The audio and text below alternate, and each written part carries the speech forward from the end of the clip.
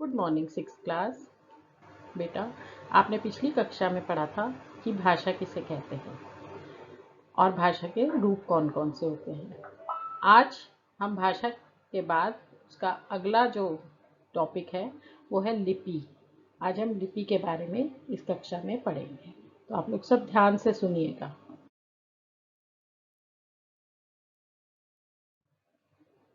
अब आप बेटा इसको लिखेंगे लिपि। लिपि होती क्या है? भाषा का प्रयोग करते समय हम सार्थक ध्वनियों का उपयोग करते हैं। इन्हीं मौखिक ध्वनियों को जिन चिन्हों द्वारा लिखकर व्यक्त किया जाता है वह लिपि कहलाते हैं। जो भी हम भाषा चाहे हिंदी लिखें, चाहे इंग्लिश लिखें, पंजाबी लिखें, उर्दू लिखें, कुछ भी लिखें, उसके लिखने की एक लिपि है, तरीका है।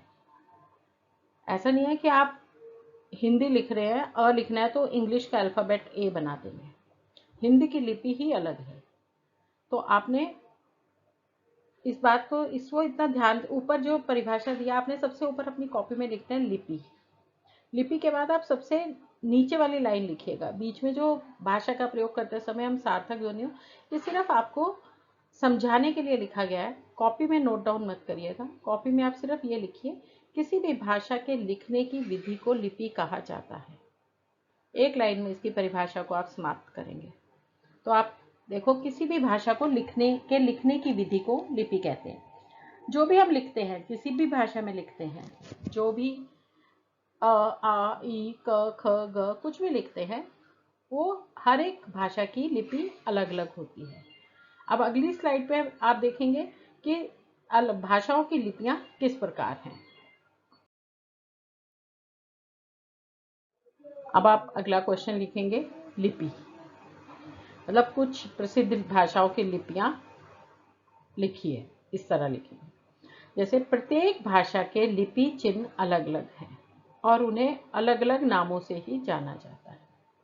सभी भाषाओं के जो लिपि के चिन्ह हैं वो अलग हैं और उनके नाम भी अलग अलग हैं। अब आप अपनी कॉपी में एक कॉलम बनाएंगे। एक साइड लिखेंगे भाषा और दूसरी साइड लिखेंगे लिपि।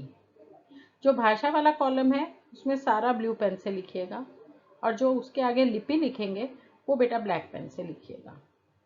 जैसे हिंदी संस्कृत की लिपि है देवनागरी, पंजाबी की लिपि है गुरुमुखी, उर्दू और फारसी की लिपि है फारसी, अरबी की लिपि है अरबी, बंगला की लिपि है बंगला, रूसी की लिपि है रूसी और अंग्रेजी, जर्मन, फ्रेंच, स्पेनिश, इन सब की लिपि है रोमन।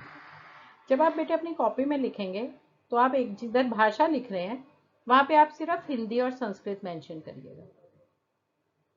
पंजाबी लिखिएगा, उर्दू लिखिएगा, फारसी नहीं, और नीचे सिर्फ अंग्रेजी लिख दीजिए। जर्मन, फ्रेंच, स्पेनिश इनको मत लिखिएगा। कॉलम जो बनाएंगे, अभी जो मैं आपको करेक्शन बता रही हूँ आप वैसे ही करिएगा।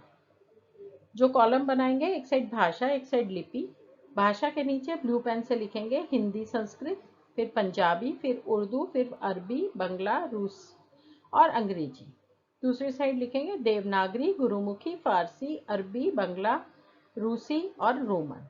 इस तरह आप अपना काम करिएगा।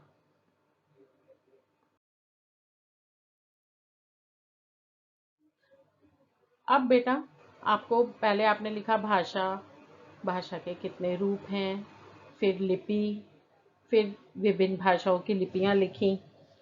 अब अगला जो उसमें टॉपिक आएगा वो है बोली।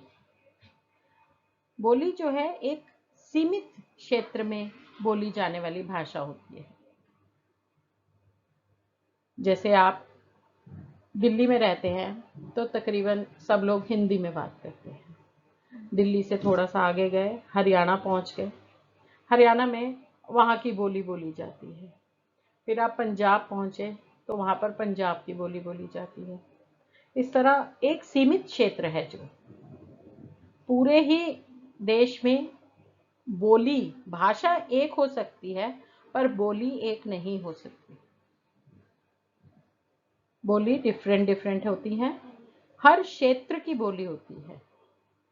तो हर सीमित क्षेत्र में बोले जाने वाली भाषा बोली कहलाती है।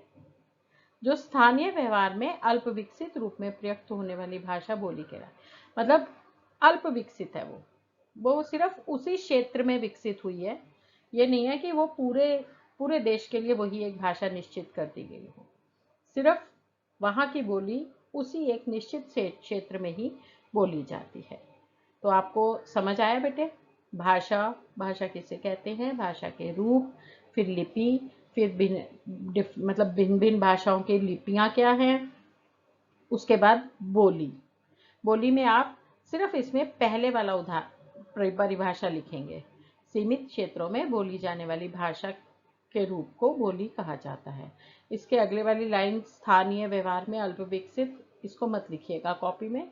और नीचे है बोली का कोई लिखित रूप नहीं होता, इसको भी जरूर लिखिएगा बेटे। आज आपने पढ़ा लिपि और विभिन्न भाषाओं की लिपियां कौन सी हैं, बोली किसे कहते हैं। तो मुझे उम्मीद है कि आपको जो आपके ये व्याकरण का पहला टॉपिक है ये आपको समझ आ गया होगा बेटे। फिर भी अगर आपको समझ नहीं आया होगा तो आप मेरे से पूछ के काम करना, गलत मलत काम मत करना।